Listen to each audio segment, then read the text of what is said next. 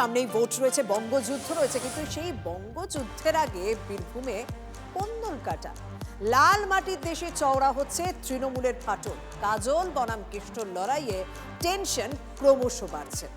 দলের ভিত শক্ত, নিজের এলাকায় দরকার নেই অনুব্রত। টিভি9 বাংলাকে একান্ত সাক্ষাৎকারে বোমা ফাটালেন কাজল শেখ। শিউরের মঞ্চের ছবিও সোশ্যাল মিডিয়ায় এখন ভাইরাল হয়ে গিয়েছে।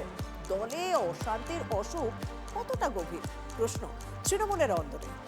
তৃণমূল যদি ঝগড়া না করে তাহলে তৃণমূলকে হাঁটাবার ক্ষমতা কারও নেই, আমি আপনাদের বলে গেলাম। একতাই যে শক্তি, বিভিন্ন সময় বারবার বার্তা দিয়েছেন তৃণমূল সুপ্রিমো। ভোট এলেই দলের বিশেষ নজর পড়ে রাঙামাটির দেশ বীরভূমে। কারণ কেষ্ট কাজলের দ্বন্দ্ব তো কারোর অজানা নয়। কোন্দল মেটাতে কড়া ডোজও দিয়েছেন মমতা অভিষেক, কিন্তু সব নির্দেশই সার। ভোটের মুখে বীরভূম তৃণমূলে ফের কেষ্ট কাজল দ্বন্দ্ব কাঁটা। বীরভূমে এখন গুড় বাতাসার ম্যাজিক উধাও। অনুব্রত মণ্ডল কোনো ফ্যাক্টরি নন, বিজেপি নয়, একথা বুঝিয়ে দিলেন তৃণমূলেরই কাজল শেখ।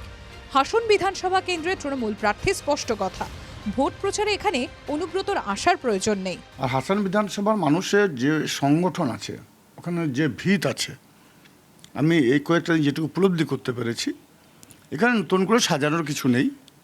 এখানকার মানুষ দু হাত ভরে মমতা বন্দ্যোপাধ্যায় যে উন্নয়ন করেছে, সে উন্নয়নের নিরিখে ভোট দেবে। সবতই নতুন করে কাউকে আনার প্রয়োজন আছে বলে মনে করি না, যেহেতু এখানে যুবরাজ অভিষেক বন্দ্যোপাধ্যায় স্বয়ং হাসান বিধানসভা প্রচার করে গেছেন।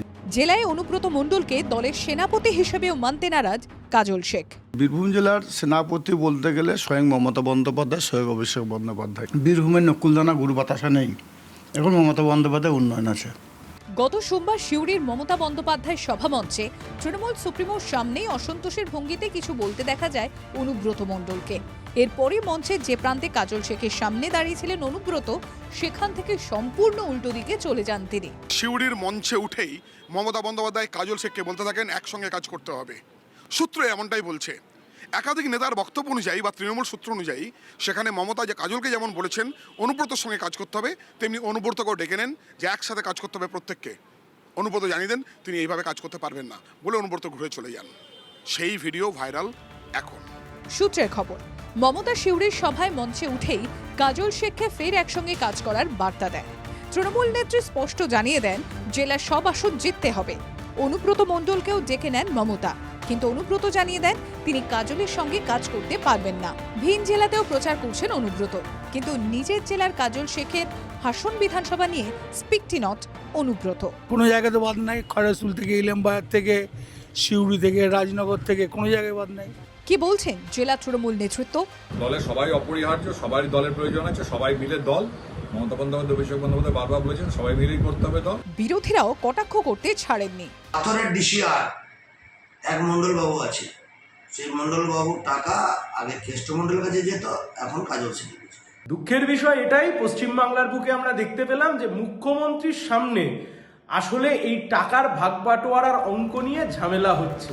2021-এর বিধানসভা ভোটে তৃণমূল কংগ্রেস 50,613 ভোটে জয়ী হয়।